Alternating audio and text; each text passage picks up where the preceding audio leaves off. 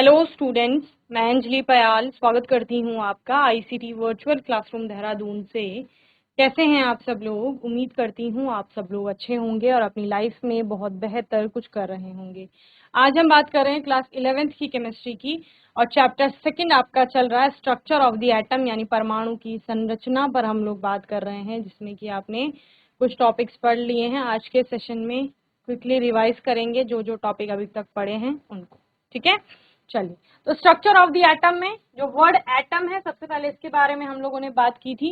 तो सबसे पहले तो आपने क्या देखे थे, अलग अलग फिलोसफर ने अलग अलग बातें बोली। क्या बोली कि मेरे पास एक पेन है तो मैं सोच रहा हूँ, यानी वो फिलोसफर सोच रहे थे कि ये पेन जो होगा अगर मैं इसको तोड़ूं तो तोड़ करके इसके 2 टुकड़े हो सकते हैं, 2 के 4 हो सकते हैं, 4 के 6 हो सकते हैं।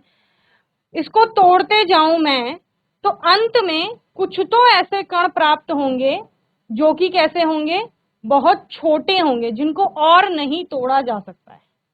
समझ रहे हैं?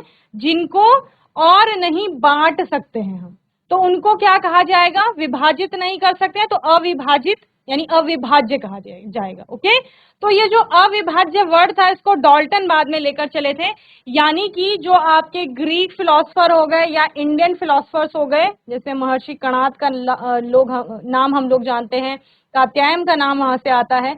तो उन लोगों ने एटम की एक अवधारणा रखी कि कोई तो एक सूक्ष्मतम कण होगा या कुछ सूक्ष्मतम कणों से मिलकर के आपका पदार्थ बना होता है, जिसको डाल्टन की थ्योरी में हमने देखा कि उसको क्या कहा गया? अविभाज्य कहा गया, यानी कि उसको विभाजित नहीं किया जा सकता। साथ में उन्होंने स्मॉलेस्ट वन भी उसको कहा, यानी कि सूक्ष्मतम भी कहा। अब जो सूक्ष्मतम होगा सबसे छोटा होगा, तो सबसे छोटा क्यों है? क्योंकि उसको और छोटा नहीं किया जा सकता है, ठीक है ना? तो कुछ ऐसा हम लोगों ने एटम के बारे में देखा। एटम जो है it has been derived from the Greek word atomia, ठीक है, और atomio ये कहां से आया है? अटोमियो से आया है, which means uncuttable। तो जो सूक्ष्मतम है, अविभाज्य है, वही अनकटेबल होगा, यानी कि उसको काटा नहीं जा सकता, और नॉन डिविजिबल। नॉन डिविजिबल का मतलब क्या? जिसको विभाजित नहीं किया जा सकता है, ठीक है ना? तो इसमें आपने डाल्टन की थ्योरी पढ़ी एटम को लेकर के। एटम है क्या? बेसिकली जिसको मैं पेन बोल रही हूँ वो पदार्थ है ना? पदार्थ क्यों है? द्रव्यमान है, इसमें ये स्थान घेर रहा है तो उसको पदार्थ कहा जा रहा है। आपके आसपास बहुत सारे पदार्थ हैं, तो वो सारे पदार्थ सूक्ष्मतम इनडिविजिबल पार्टिकल से मिलकर के बने हुए होंगे, यानी सूक्ष्मतम अविभाज्य कणों से मिलकर के बने हुए होंगे। उन्हीं सूक्ष्मतम अविभाज्य कणों को परमाणु नाम दिया गया था, ठीक है ना? तो यहाँ पर बहुत सारे पॉइंट्स हमने एटम्स के बारे में पढ़े, अलग अलग चीजें पढ़ी एटम के बारे में। फर्दर जब स्टडीज हुई, अलग अलग एक्सपेरिमेंट चले, तो एटम में कुछ सब एटॉमिक पार्टिकल की वहां पर डिस्कवरी हुई। क्या हुई? सब एटॉमिक पार्टिकल यानी अवपरमाणविक कणों की खोज हुई वहां पर। Okay, GIC gas and hand raise करो, आवाज आ रही है तो हाथ उठाइए बच्चों। गैरसैन, आपको आवाज आ रही है मेरी तो हैंड रेस करिए अपना, माइक ले लीजिए अपना। गैरसैन, अपना नाम बताइए, कौन सी क्लास में है ये बताइए। गैरसैन, मेरा नाम जितेंद्र दरविष्ट, मैं कक्षा 11th बी में हूँ। Good morning Jitendra. जितेंद्र, आपने चैप्टर कौन सा चल रहा है हमारा यहाँ पे? Discovery of chapter chapter ma'am हमारा अध्याय, हिंदी में। पाठ का नाम क्या है? मैम हमारा हिंदी में? मैम हमारा सिलेबस हिंदी में है। हाँ, हिंदी में है, हिंदी में भी पढ़ेंगे हम लोग, पर मैं आपको पूछ रही हूँ कि पाठ का नाम क्या है आपका? Discovery of electron. ये तो आपका टॉपिक हो गया यहाँ पर। ये किस चैप्टर के अंदर पढ़ रहे हैं हम इसको? मैम परमाणु संरचना, structure of atom. Very good, परमाणु की संरचना के अंदर पढ़ रहे हैं। क्या नाम है आपका? दिगंबर सिंह। दिगंबर, क्या क्या टॉपिक पढ़े हैं आपने इसमें? अभी तो चैप्टर हो गया होगा आपका कंप्लीट। यहाँ पर भी हमने बहुत सारे सेशंस ले लिए हैं। मैम परमाणु संरचना पढ़ रखा है मैम, परमाणु जैसे परमाणु अणु के बारे में पढ़ रखा है। और हाँ जी, परमाणु की संरचना में परमाणु के मॉडल पढ़े? Yes ma'am. कौन कौन से मॉडल पढ़ा?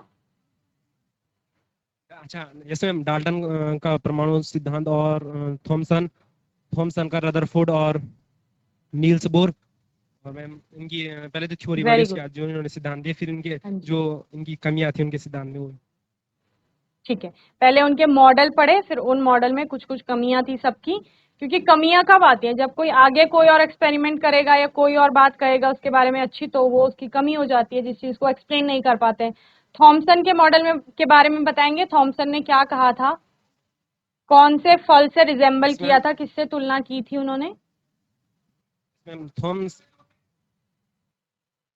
थॉमसन ने परमाणु को कौन से फल की संज्ञा दी थी, किसी फल के साथ तुलना की थी उन्होंने परमाणु? मैम तरबूज के, मतलब जो तरबूज का वेरी गुड। फल होता है उसके रूप में किया था। और जो काले काले बीज होते हैं उसमें वो इलेक्ट्रॉन है, और धनावेशी भाग होता है वो चारों ओर फैला होता है। और जो इसमें मैम थोड़ी क्लास है बाहर, हम जा सकते? ठीक है, वेरी गुड, जय। मैम क्लास बाहर थी तो यहाँ, थैंक हाँ यू। जी, ठीक है, वेरी गुड दिगंबर। तो यहाँ पर हम लोगों ने थॉमसन के मॉडल के बारे में भी पढ़ा था कि थॉमसन का मॉडल आपका क्या होता है, ठीक है ना। उन्होंने, जैसे दिगंबर ने हमें बताया, उन्होंने किससे रिजेंबल किया था उसको, वाटरमेलन से, यानी कि तरबूज से उन्होंने उसकी क्या की थी, तुलना की थी। तरबूज में जैसे लाल खाने वाला भाग होता है वो उसका धनावेश होता था, काले बीज क्या हो गए, इलेक्ट्रॉन हो गए। तो हम यहाँ पर चैप्टर को रिवाइज कर रहे हैं एक बार। तो 1850s में अलग अलग साइंटिस्ट ने अलग अलग एक्सपेरिमेंट चल रहे थे सब तरफ, कुछ ना कुछ प्रयोग करे जा रहे थे। उनमें से फेराडे ने आपका एक एक्सपेरिमेंट लगाया जिसमें उन्होंने क्या किया था, एक कैथोड रेस की खोज की थी। कैथोड रेस के बारे में उन्होंने देखा, जो कि कैसी थी, निगेटिवली चार्ज आपकी रेस यहाँ पर थी, ठीक है ना। इस प्रकार से उन्होंने दो इलेक्ट्रोड ली, एक को उन्होंने कैथोड माना, एक को उन्होंने एनोड माना। कैथोड आपकी निगेटिवली चार्ज थी, ऋणावेशी थी, और वहीं एनोड आपकी क्या थी, धनावेशी, ठीक है ना। यहां पर उन्होंने हाई वोल्टेज वहां पर अप्लाई किया। फिर उन्होंने क्या देखा कि जो आपका कैथोड थी, उस कैथोड से आपका निगेटिवली चार्ज रेज निकलती हैं और कहां को जाती हैं, एनोड की तरफ को जाती हैं। ऑब्वियस सी बात है, निगेटिव है आपका किसकी तरफ को आकर्षित होगा, पॉजिटिव की तरफ आकर्षित होगा। यहां पर उन्होंने एनोड के पीछे, क्योंकि कैथोड रेज ऐसे तो दिखाई नहीं देंगी, तो उन्होंने क्या किया, एक फ्लोरिसेंट स्क्रीन लगाई यहां पर, जो ये येलो कलर में मैं दिखा रही हूँ, जेडेनएस की होती है जैसे जिंक सल्फाइड की। और जो एनोड थी उसको छिद्रदार बनाया। छिद्रदार बनाने का मतलब, ये स्लिट अगर मैं बीच में स्लिट रख दूं, तो अगर यहां से आपका कैथोड रे एंटर करेगी तो फिर उसके पीछे जो जेडेनएस है ये, वहां पर वो चमक उत्पन्न करेगी। अगर छिद्रदार नहीं है तो वो पार नहीं कर पाएगा ना, यहां से पार करेगा लेकिन बीच से नहीं कर पाएगा। तो छिद्रदार बनाया ताकि जो आपकी रेज है वो यहां से भी एंटर करे। जब यहां से रेज एंटर हुई तो यहां पर भी आपका ग्लो उत्पन्न हुआ, ठीक है ना। अब उन्होंने इससे क्या निष्कर्ष निकाला कि इलेक्ट्रोड का मतलब क्या है, यहाँ पर इलेक्ट्रोड का मतलब है पदार्थ, और पदार्थ से आपका ये रेज निकल रही है। और इन निगेटिवली चार्ज जो रेज थी उनको बाद में किसने, यहाँ पर थॉमसन ने, जे टॉमसन या जे थॉमसन जो आप पढ़ते हैं, उन्होंने उनको इलेक्ट्रॉन नाम दिया, ठीक है। तो कैथोड किरणें कैथोड से एनोड की ओर गमन करती हैं, ये हमने पढ़ा उसमें। और ये किरणें स्वयं दिखाई नहीं देती हैं, इनके व्यवहार को कुछ गैसों तथा विशेष पदार्थ, जैसे कि हमने क्या किया, एक फ्लोरिसेंट आपका मैटर लिया था जिसकी हमने स्क्रीन लगा दी थी पीछे, की उपस्थिति में देखा जा सकता है। फ्लोरिसेंट किस टाइप का है, जैसे कि रात को जब गाड़ी चलती है ना तो आपके छोटे छोटे पोल लगे होते हैं रोड के साइड में, येलो कलर के, तो जैसे उसमें गाड़ी की लाइट पड़ती है वो ग्लो करता है, चमकता है। तो उसी प्रकार की कुछ फ्लोरिसेंट स्क्रीन में आपको देखने को मिलता है, ठीक है ना। विद्युत तथा चुंबकीय क्षेत्र की अनुपस्थिति, ये सभी सीधी रेखा में गमन करते हैं। यानी कि जब विद्युत क्षेत्र और आपका चुंबकीय क्षेत्र नहीं था, हमने वो भी अप्लाई करके देखा था यहाँ पर, तो ये किरणें क्या कर रही थी, सीधी गमन कर रही थी। जब यहाँ पर पहले विद्युत क्षेत्र आपका अप्लाई किया जाता है तो विद्युत क्षेत्र की उपस्थिति में इनमें डिफ्लेक्शन देखा जाता है, क्योंकि आपका नेगेटिवली चार्ज थी तो ऑब्वियस सी बात है पॉजिटिव की तरफ जाएंगे। और उसी प्रकार से जब चुंबक लगाए गए तो चुंबकीय क्षेत्र उत्पन्न हुआ, तो उसमें भी इनमें डिफ्लेक्शन आपको देखने को मिलता है यहाँ पर, ठीक है ना। तो यहाँ पर चुंबक आपके लगाए गए थे और पहले हमने क्या किया था, इस पे विद्युत क्षेत्र आपका अप्लाई किया था। तो इस प्रकार से जो सीधी जा रही थी वो सीधी ना जा करके विद्युत क्षेत्र में, देखो यहाँ अगर पॉजिटिव आ रहा है तो वो ऊपर जा रही है, इधर पॉजिटिव आ रहा है तो इधर को डिफ्लेक्शन देखने को मिल रहा है। तो इसका मतलब क्या है, नेगेटिवली चार्ज वो रेस थी जिनको कैथोड रेस कहा। और बाद में किसने, मैंने आपको बताया कि थॉमसन ने आपका क्या किया, उसकी खोज की इलेक्ट्रॉन की। फिर हमने यहाँ पर उन पर आवेश की बात की। देन डिस्कवरी ऑफ प्रोटॉन आपका बाद में आता है क्योंकि ये रदरफोर्ड ने किया था। थॉमसन ने क्योंकि इलेक्ट्रॉन को खोज लिया था, तो इसका मतलब क्या था, अभी तक डाल्टन जिसको बोलते आ रहे थे अविभाज्य है, अकेला कण है, बेचारा है, उसमें कुछ भी नहीं है। थॉमसन ने बोला ऐसा नहीं है, वहां पर एक सब एटॉमिक पार्टिकल है जो कि जिसको कि क्या कहा गया, इलेक्ट्रॉन कहा गया। और उसी समय आपका गोल्डस्टीन ने क्या करते हैं, उस परमाणु के अंदर धनावेश की खोज करते हैं, यानी कि जिनको उन्होंने केनाल रेज भी कहा था। ठीक है ना, उन्होंने क्या कहा कि वहां पर धनावेश भी है परमाणु। ठीक है, अब क्या क्या चीजें हो गई, इलेक्ट्रॉन हो गया और धनावेश हो गया, ये दोनों मिलकर के परमाणु बना रहे हैं। ठीक है ना, तो अब थॉमसन ने क्या किया, उस परमाणु में इलेक्ट्रॉन कहां पर स्थित होगा, परमाणु की संरचना, जैसे आपके पाठ का नाम है, समझ रहे हैं, उसी से समझ लीजिए कि परमाणु, तो जैसे यहाँ पर आपको तरबूज दिखाया गया है, जैसे हमें दिगंबर ने बताया, दिगंबर ने क्या बताया था कि जो काले बीज हैं वो इलेक्ट्रॉन है। ठीक है, और जो लाल भाग है हमारा वो क्या है, धनावेश है। देखो इस मॉडल में आप सिर्फ धनावेश वर्ड का यूज करेंगे, प्रोटॉन का यूज अभी नहीं करेंगे। ऑल्दो आपको पता है, पहले की 9th-10th में हम पढ़ चुके हैं स्ट्रक्चर के बारे में, आपको पता है इलेक्ट्रॉन भी है प्रोटॉन भी है, लेकिन प्रोटॉन टर्म का यूज अभी नहीं करेंगे आप लोग। किसका यूज करेंगे, धनावेश का यूज करेंगे। तो थॉमसन ने बोला कि हमारा परमाणु एक गोले के समान है, जैसे तरबूज है गोलाकार भी हो सकता है, ओवल शेप का हो सकता है, लेकिन कुछ उसी गोले के समान आपका परमाणु होता है, जिस परमाणु में काले बीज का मतलब है इलेक्ट्रॉन, और वो काले बीज कहाँ है, एम्बेडेड है आपके रेड एडिबल पार्ट में, यानी कि जो तरबूज का लाल खाने वाला भाग है, उस लाल खाने वाले भाग में जैसे काले बीज रहते हैं, उसी प्रकार से परमाणु में पूरे गोले पर धनावेश है, जैसे ऑरेंज कलर का पूरा गोला इस पर धनावेश है, और उसमें ये ग्रीन कलर के आपके इलेक्ट्रॉन दिखाए गए हैं, ये इलेक्ट्रॉन आपके एम्बेडेड रहते हैं। इतने पॉइंट्स उन्होंने बताए। और अब उन्होंने क्या बोला, क्योंकि बहुत सारे स्टडीज में आपका पता चल गया था कि परमाणु पर अपने पर कोई आवेश नहीं है उस पर। हम यहाँ पर इलेक्ट्रॉन की बात कर रहे हैं जो निगेटिवली चार्ज है, यानी कि ऋणावेशित है, हम आपका धनावेश की बात यहाँ पर कर रहे हैं, लेकिन उन्होंने बोला तो आपके पूरे परमाणु में एज अ होल अगर हम देखें उस पर कोई आवेश नहीं है। तो इसका अर्थ क्या है, जो नेट चार्ज जीरो कब होगा, जब जितना पॉजिटिव है नेगेटिव भी उतना ही होगा। इसका मतलब इलेक्ट्रॉन पर जो आवेश है और जो धनावेश है वो दोनों मैग्नेट, यहाँ पर आपको जो चीज बताई जा रही है एटलीस्ट उसको ध्यान से सुनिए और रिस्पॉन्ड करिए, जो चीज कहा जाता है एटलीस्ट उसका रिप्लाई दीजिए। धनावेश 5 है अगर, तो ऋणावेश भी आपका क्या होगा 5। तो अगर प्लस और -5 को ऐड करेंगे, 5 प्लस -5 अगर आप करते हैं तो टोटल कितना हो जाएगा, 0 हो जाएगा। नेट चार्ज आपका कितना होगा, 0, यानी कि एज अ होल एटम पर कोई चार्ज नहीं है, ये उन्होंने बोला।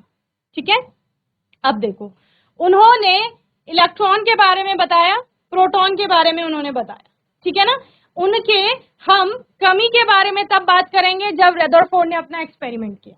रदरफोर्ड ने एक्सपेरिमेंट में क्या किया, अभी देखो प्लम पुडिंग भी वो बोलते हैं, वाटरमेलन मॉडल के नाम से आता है, प्लम पुडिंग मॉडल के नाम से आता है, यानी कि उन्होंने केक के समान भी इसको माना, और किसके समान माना, रेजिन पुडिंग भी उन्होंने इसको नाम दिया था। तो ये सारे थॉमसन के मॉडल के लिए प्रयुक्त होते हैं नाम। अब रदरफोर्ड जी ने क्या कहा कि मैं सिर्फ संज्ञा नहीं दूंगा कि इसके समान है उसके समान है, उन्होंने एक्सपेरिमेंट किया, प्रयोग लगाया उन्होंने। और प्रयोग में क्या किया, उन्होंने ली सोने की पन्नी। सोना क्या है आपका यहाँ पर पदार्थ है, और मोस्ट मैलिएबल मेटल में आपका आता है सबसे आघातवर्ध धातु है आपकी, यानी बहुत पतली शीट इसकी बन जाती है आसानी से।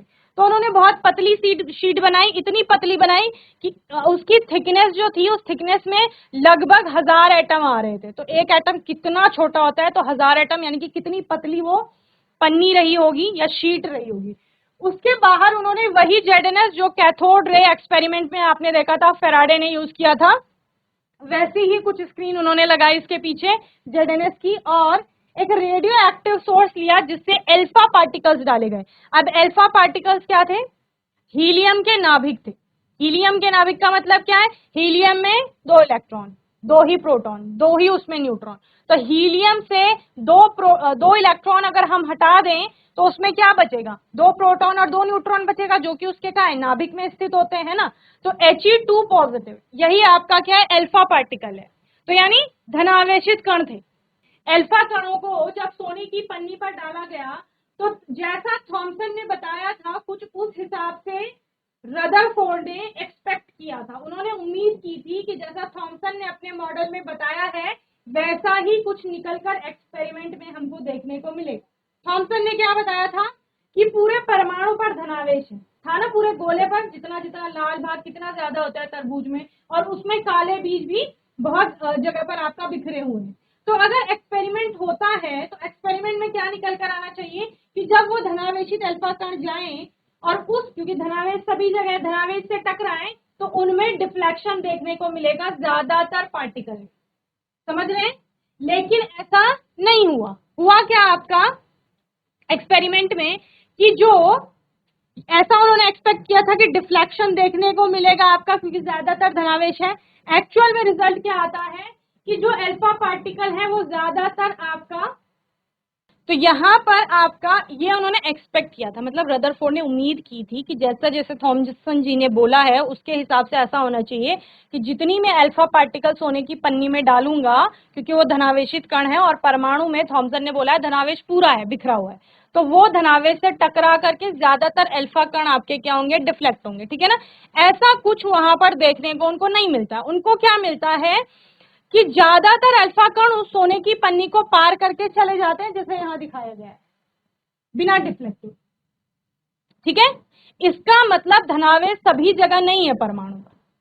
फिर उन्होंने क्या देखा कि परमाणु में कुछ ही कण ऐसे थे अल्फा कण जो परमाणु से यानी उस सोने की पन्नी से टकरा करके आपका बहुत छोटे एंगल पर डिफ्लेक्ट होते हैं, यानी कि कुछ हजार पार्टिकल डाले गए उनमें से 2-4 पार्टिकल ही थे जो उनसे टकरा करके आपका विचलित होते हैं अपने मार्ग से, इस प्रकार से। और उनमें से कोई एक पार्टिकल ऐसा होता है जो जिस मार्ग से गया उसी मार्ग से वापस आ गया। तो ये उन्होंने देखा, ऑब्जर्व किया, इतने प्रेक्षण थे उनके। प्रेक्षण के बाद उन्होंने निष्कर्ष क्या निकाला, उन्होंने कहा जैसा थॉमसन ने कहा है वैसा नहीं है, परमाणु अधिकतर खाली है, अधिकांश भाग उसका खाली है, क्योंकि खाली स्थान है तभी जब उसमें अल्फा पार्टिकल जा रहे हैं वो एज इट इज अपने मार्ग से निकल रहे हैं। और जैसा थॉमसन ने बोला था कि धनावेश पूरा बिखरा हुआ है, ऐसा नहीं है। धनावेश तो है परमाणु में जो गोल्डस्टीन बता चुके थे, लेकिन वो धनावेश पूरे परमाणु पे नहीं है, बल्कि कहाँ है, बहुत कम जगह को घेरे हुए। अगर परमाणु का बहुत बड़ा आकार है, उस बड़े आकार की तुलना में जो धनावेश है वो बहुत सूक्ष्म जगह को घेरे हुए, ठीक है। उन्होंने क्या बोला, उन्होंने बोला वो जो धनावेश है वो कहां पर है, परमाणु के केंद्र में है, सेंटर में, ठीक है। और पूरा जो परमाणु का द्रव्यमान होता है, भार होता है, वो उस नाभिक का ही द्रव्यमान है, समझ रहे हैं। तो बार बार यहाँ पर नाभिक वर्ड आ रहा है, तो रदरफोर्ड जो है उन्हीं को नाभिक के खोज का श्रेय भी जाता है। यानी परमाणु में नाभिक की खोज किसने की, तो आपका रदरफोर्ड ने की। उन्होंने क्या बताया कि परमाणु में जो धनावेश है वो पूरे गोले पर नहीं है, यानी पूरे परमाणु पर नहीं है, वो उसके कहां पर है, केंद्र पर स्थित है, और उसी केंद्र को उन्होंने क्या नाम दिया, नाभिक यहाँ पर नाम दिया।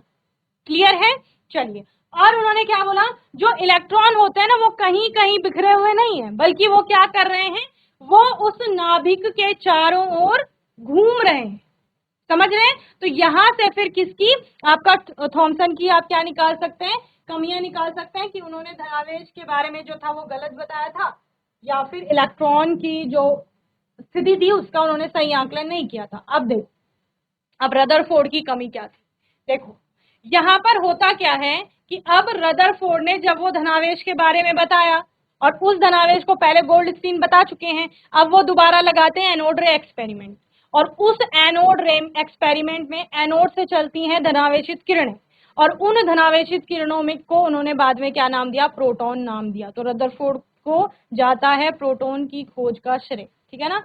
यहां पर जब प्रोटॉन की खोज हो गई तो फिर क्या बोला गया कि नाभिक में आपका क्या है, प्रोटॉन है, और बाहर क्या है, इलेक्ट्रॉन है। अब रदरफोर्ड की कमी क्या थी, इलेक्ट्रॉन कैसा है, आवेशित कण है।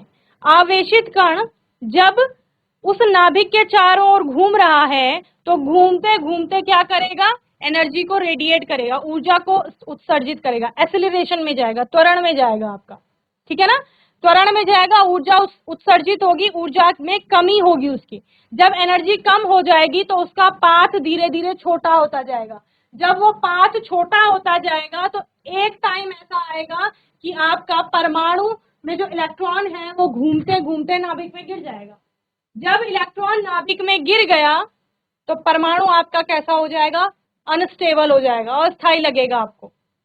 और जब अस्थिर हो जाएगा यानी कि अस्थिर हो गया परमाणु, तो फिर आपको पदार्थ का अस्तित्व या पदार्थ जैसा हमें दिखाई देता है वैसा नहीं रहेगा। पर ऐसा नहीं है, पदार्थ तो है ना, परमाणु भी है उसके अंदर, समझ रहे हैं। तो फिर ये इलेक्ट्रॉन जो घूम रहा है इसका ऊर्जा जो है वो ह्रास नहीं हो रही है, ऐसा कौन एक्सप्लेन करेगा? रदरफोर्ड तो उस चीज को एक्सप्लेन नहीं कर पाए। अब प्रोटॉन की भी खोज हो गई। अब क्या हुआ, जब रदरफोर्ड ने बोला कि परमाणु का जो नाभिक है उसका जो भी द्रव्यमान है वो पूरे परमाणु का द्रव्यमान है। उन्होंने एक और बात यहाँ पर कही थी कि परमाणु का आकार इतना बड़ा होता है जैसे कुछ किलोमीटर त्रिज्या का एक क्रिकेट का स्टेडियम है। सपोज हम मान रहे हैं कि परमाणु का आकार कितना है, कुछ किलोमीटर त्रिज्या का एक स्टेडियम है, और उस स्टेडियम के सेंटर में अगर क्रिकेट की बॉल रखी जाए तो वो क्रिकेट की बॉल हमें नाभिक को बताती है, और वो पूरा कुछ किलोमीटर त्रिज्या का जो स्टेडियम है वो हमें परमाणु का आकार बताता है। यानी उस परमाणु के आकार और नाभिक के आकार की तुलना की जाए तो दोनों में बहुत बड़ा अंतर है, यानी नाभिक बहुत ही छोटा है और परमाणु उसकी तुलना में बहुत बड़ा है। समझ रहे हैं?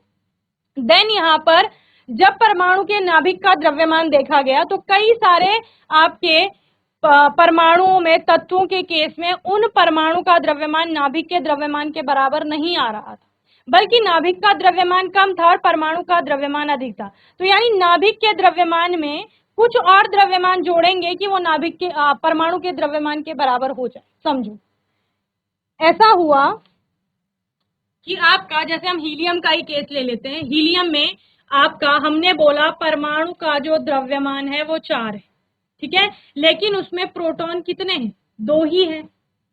तो जब रदरफोर्ड ने कहा कि परमाणु में क्या है, परमाणु है, इसके अंदर क्या है, प्रोटॉन है, ठीक है, और यहाँ इलेक्ट्रॉन है, तो ये नाभिक जो है, जो इसका द्रव्यमान होगा वही परमाणु का द्रव्यमान है, ठीक है। लेकिन नाभिक में तो सिर्फ क्या है, 2 प्रोटॉन है, जबकि परमाणु का द्रव्यमान यहाँ पर क्या है, 4, तो ये इक्वल तो नहीं आ रहा है।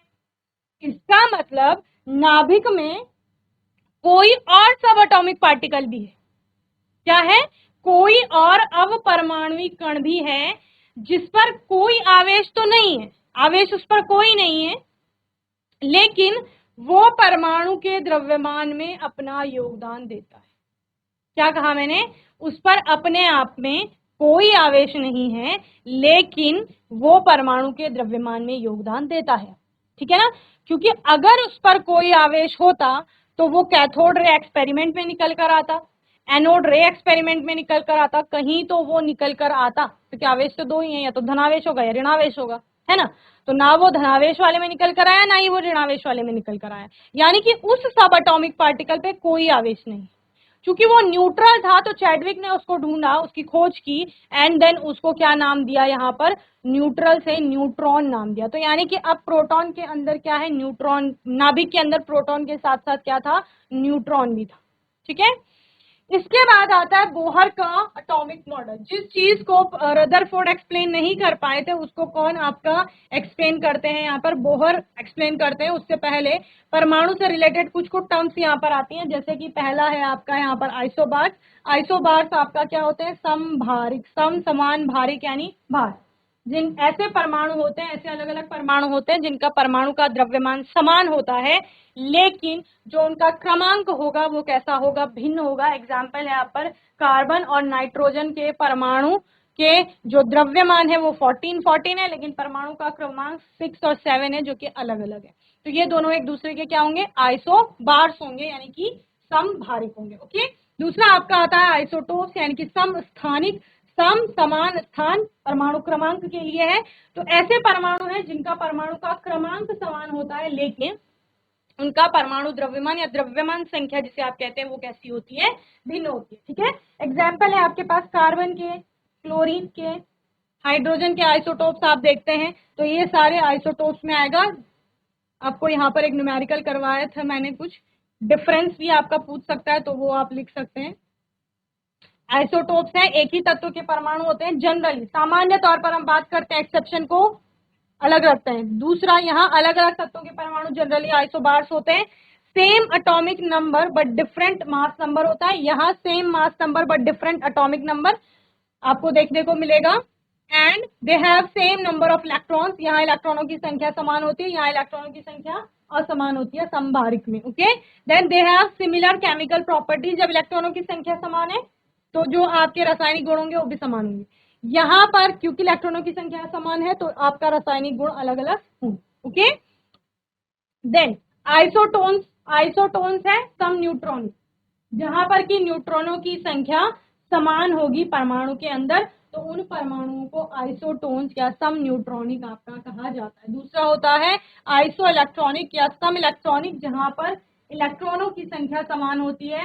इलेक्ट्रॉनों की संख्या कब समान होगी? जब जनरली ये परमाणु और आयन के बीच में होता है ना। बहुत सारे एग्जाम्पल है यहाँ पर, जैसे फ्लोरीन का निगेटिव होगी, ठीक है ना। निगेटिव का मतलब एक इलेक्ट्रॉन लिया है, तो फ्लोरीन में 9 इलेक्ट्रॉन होते हैं, जब वो एक और ले लेगा तो 10 हो गया। नियॉन में ऑलरेडी 10 होते हैं।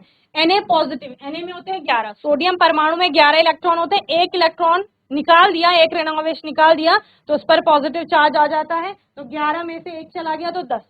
Mg2 पॉजिटिव, 12 इलेक्ट्रॉन है मैग्नीशियम परमाणु में, जब 2 पॉजिटिव बनाता है तो 2 इलेक्ट्रॉनों को दान कर देता है तो 10 आ गए। Al3 पॉजिटिव, 13 इलेक्ट्रॉन है एल्यूमिनियम में, लेकिन 3 इलेक्ट्रॉनों को दान करके 10 आ जाते हैं, तो सब में 10-10 इलेक्ट्रॉन है।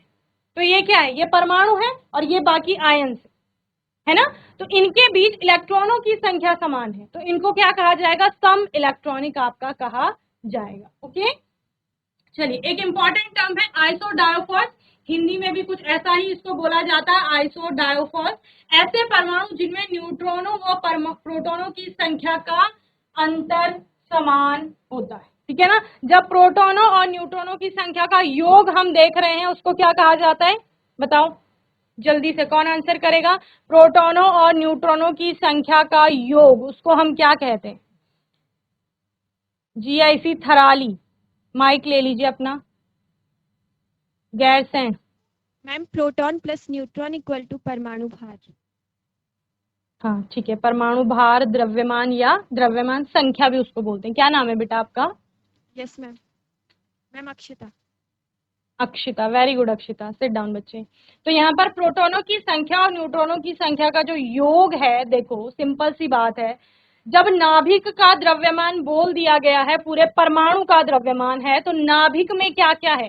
प्रोटॉन है और न्यूट्रॉन है, तो उन दोनों की संख्या का योग कर देंगे। जब प्रोटॉन और न्यूट्रॉन की संख्या का योग करेंगे तो वही किसके बराबर आएगा? द्रव्यमान संख्या के बराबर, जिसको परमाणु द्रव्यमान या परमाणु भार भी आप लोग बोलते हैं। आइसोडायोफॉस का मतलब है उन दोनों का डिफरेंस। अब माइनस करेंगे, अब ऐड नहीं करेंगे उनको, बल्कि क्या करेंगे? एक में से दूसरे को घटा देंगे, तो वो अगर बराबर होगा दो परमाणुओं का तो उनको आइसोडायोफॉस आपका कहा जाएगा। ओके, तो इस प्रकार से देन हमने नाभिक की त्रिज्या और उसके द्रव्यमान के बीच में यहाँ पर संबंध देखा था।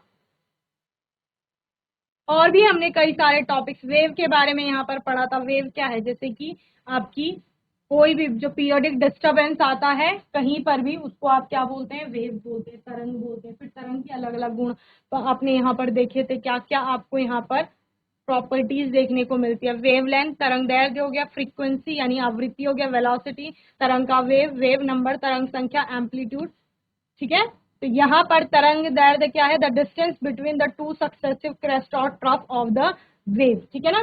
कोई भी जो एक तरंग है उस तरंग में क्या होगा? श्रृंग होगा और गर्त होगा। श्रृंग और गर्त क्या है आपका? जो मीडियम है, पहले तो मीडियम है, उस मीडियम से कितना उसका अपवर्ड डिस्प्लेसमेंट है, मैक्सिमम अपवर्ड डिस्प्लेसमेंट यानी ऊपर की ओर को अधिकतम विस्थापन जो है उसको श्रृंग बोल रहे हैं, और नीचे की ओर डाउनवर्ड कितना मैक्सिमम डिस्प्लेसमेंट हो रहा है उसको क्या बोलते हैं? गर्त बोलते हैं।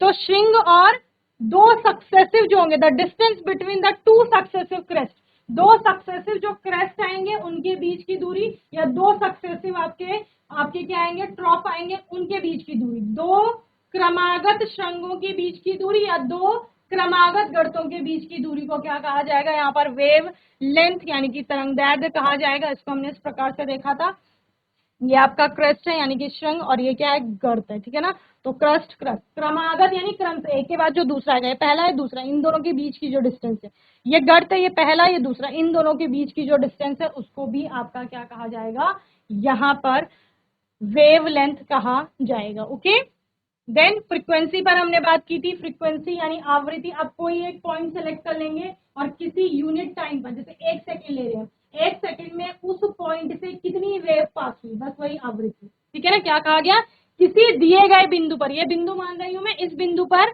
एकांक समय 1 सेकंड में गुजरने वाली तरंगों की संख्या, ठीक है, कितनी तरंगे यहाँ पर से गुजरेंगी उसको क्या कहा जाएगा, फ्रीक्वेंसी यानी कि आवृत्ति कहा जाएगा, जिसका मात्रक क्या होता है, हर्ट्ज होता है। तो ये लो फ्रीक्वेंसी सिग्नल है, क्योंकि यहाँ पर आपकी कम तरंगे गुजर रही हैं, यहाँ पर ज्यादा तरंगे गुजर रही हैं, तो ये हाई फ्रीक्वेंसी का सिग्नल आपका होगा। ओके, वेव वेलोसिटी, जो वेलोसिटी आप जानते ही है, the distance travelled by a wave per unit time में जितना वो ट्रेवल कर रही है वही।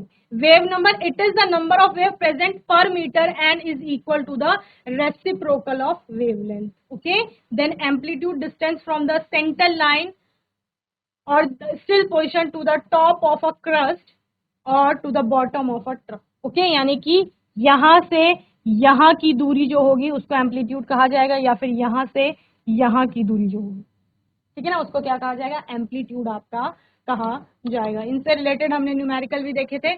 आने वाले सेशन में हम इस टॉपिक पर बात करेंगे, प्लैंक के क्वांटम सिद्धांत पर बात करेंगे, ठीक है ना। मैं उम्मीद करती हूँ यहाँ तक आपको चैप्टर अच्छे से समझ में आ गया होगा।